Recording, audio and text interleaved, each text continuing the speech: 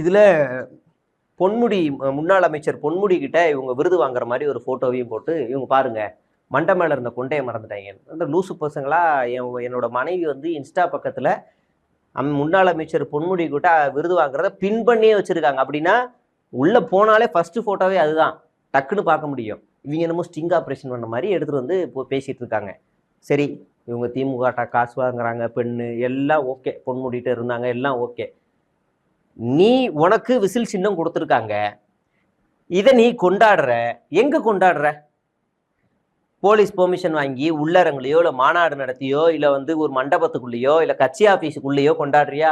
இல்லை, வழக்கமா ஒரு நபர் பஸ் ஸ்டாண்டுக்கு வந்து பஸ் ஏறி வீட்டுக்கு வரணும். பப்ளிக் டிரான்ஸ்போர்ட்ல பஸ் ஏறி வீட்டுக்கு வரணும். அவங்க அந்த இடத்துல நீ வந்து பஸ்ஸை மறைக்கிறது, அட்ராசிட்டி பண்றது, கத்துறது, கூச்சல் இடுறது, இப்படி எல்லாம் பண்ணா போடுவோம். அப்படிதான்டா போடுவோம்.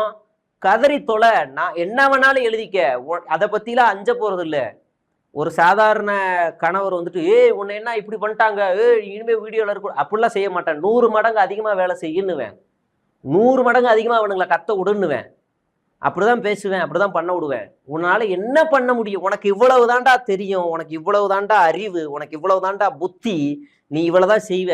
மாஃபிங் பண்ணுவ, அடுத்து அசிங்கமா திட்டுவ, இல்ல சித்தரிப்ப, இப்படியான வேலைகள்லாம் நீ செய்வ. இதை தாண்டி உனக்கு என்ன தெரியும்?